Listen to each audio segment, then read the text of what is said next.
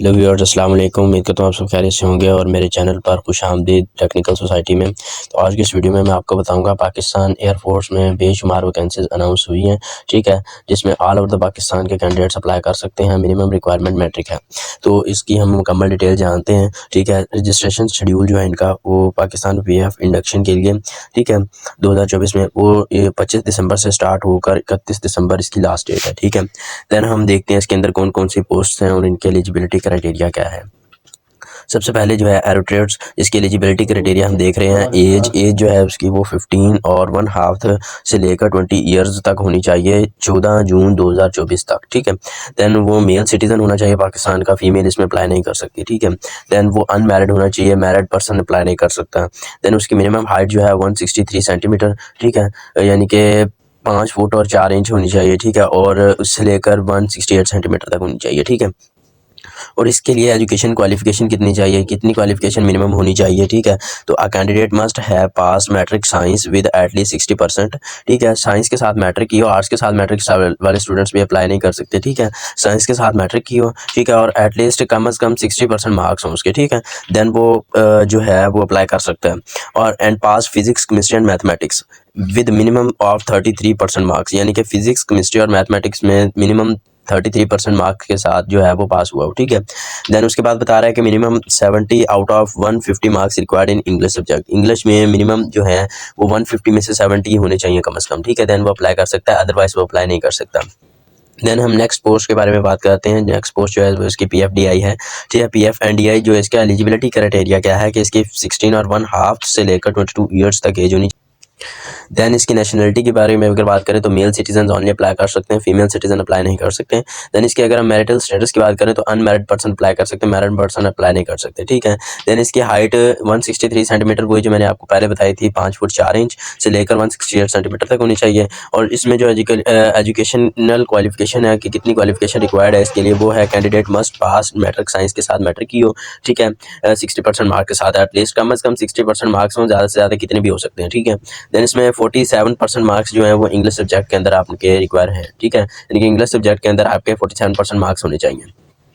Then हम next post के बारे में बात करते हैं प्रोवोस्ट की। PF प्रोवोस्ट का जो एलिजिबिलिटी क्राइटेरिया है वो क्या है। 17 और 1/2 जो है वो इसकी एज होनी चाहिए, ठीक है, 17 और 1/2 एज होनी चाहिए, इससे लेकर 22 ईयर्स तक एज होनी चाहिए, 14 जून 2024 तक, ठीक है। उसके बाद में नेशनलिटी की अगर बात करें तो मेल सिटीजन ऑफ पाकिस्तान इसमें अप्लाई कर सकते हैं, ठीक है। और मैरिटल स्टेटस जो है वो अनमैरिड हो, ठीक है, यानी कि अगर मैरिड है तो वो अप्लाई नहीं कर सकता, अनमैरिड पर्सन जो है वो उसमें अप्लाई कर सकते हैं, ठीक है। देन इसकी हाइट जो अगर है देखी जाए तो 163 सेंटीमीटर, यानी कि 5 फुट 4 इंच होनी चाहिए, ठीक है, और उससे लेकर 168 सेंटीमीटर तक होनी चाहिए, ठीक है। देन इसकी एजुकेशनल क्वालिफिकेशन अगर हम देखें तो कैंडिडेट मस्ट है पास मैट्रिक साइंस, साइंस के साथ मैट्रिक पास की हो। देन जो है साइंस के साथ मैट्रिक पास की हो और 55% मार्क्स, ठीक है, और कम से कम 55% मार्क्स के साथ की हो, ठीक है। और 45% जो है वो इंग्लिश सब्जेक्ट के अंदर रिक्वायर है, 45% कम से कम इंग्लिश के सब्जेक्ट के अंदर जो है वो लिए हो, ठीक है। देन ही जो है वो PF प्रोवोस्ट के अंदर वो अप्लाई कर सकते हैं, ठीक है। देन हम नेक्स्ट इसके जॉब्स के बेनिफिट्स देख लेते हैं कि जो पाकिस्तान PF एयरफोर्स में जो जॉब्स अनाउंस हुई हैं इसके क्या बेनिफिट्स हैं, इसमें क्या जॉब मिलने के क्या बेनिफिट्स हैं। तो salary and allowances as per PF pay scales, PF pay scales के हिसाब से जो है इनको सैलरी अच्छी इनकम दी जाती है, ठीक है, और उसके साथ अलाउंस भी दिए जाते हैं, ठीक है। देन इसको अकोमोडेशन फॉर मैरिड पर्सन, अगर यानी कि ज्वाइन होने के बाद अगर किसी की यानी कि अगर ज्वाइन होने के बाद वो शादी कर लेते हैं देन उनको अकोमोडेशन भी दी जाती है, ठीक है, यानी कि उनको घर भी दिया जाता है, ठीक है।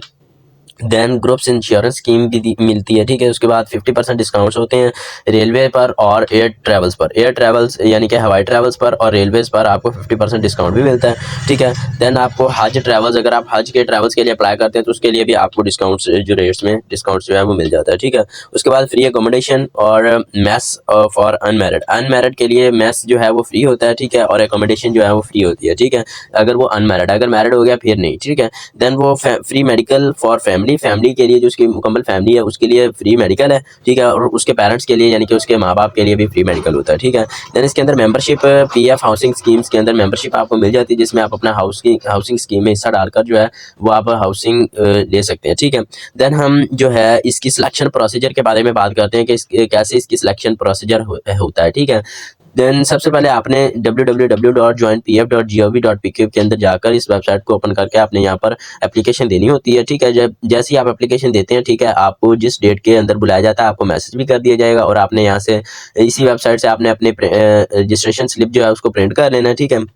देन आपका इंटेलिजेंस टेस्ट होगा और एकेडमिक टेस्ट होगा आपका IE&SC के अंदर, ठीक है। वहाँ से रेलिवेंट पोस्ट जो है, जिस पोस्ट के लिए आप अप्लाई करते हैं उसी पोस्ट के रेलिवेंट जो है वो आपसे टेस्ट लिया जाता है, ठीक है, इंटेलिजेंस का और एकेडमिक का, ठीक है, IE&SC के अंदर। फिर उसके बाद जो है वो आपका इनिशियल मेडिकल वगैरह और जो है फिजिकल वगैरह वो उसी दिन हो जाता है, ठीक है। देन जो है वो आपका इंटेलिजेंस टेस्ट जब क्लियर हो जाता है देन आपका इंटरव्यू होता है। इंटरव्यू जो है वो AHQ स्पेशल सिलेक्शन बोर्ड पर होता है रजिस्ट्रेशन सेंटर्स के अंदर, ठीक है। वो इंटरव्यू होने के बाद जो क्वालिफाई स्टूडेंट्स होते हैं जो इसको क्वालिफाई कर लेते हैं वो फाइनल मेडिकल देकर उनको सिलेक्शन की कॉल लेटर आ जाती है और फिर वो कोहार्ट में जाते हैं ट्रेनिंग फॉर एयरमैन की ट्रेनिंग के लिए उनको कोहार्ट में भेज दिया जाता है। कोहार्ट में उनकी ट्रेनिंग होती है। देन वो अपने जो एलोकेटेड उनको सेंटर्स मिलते हैं, एलोकेटेड जो इनको बेस मिलते हैं उसमें जाकर वो अपनी ड्यूटी को जो है करते हैं, ठीक है।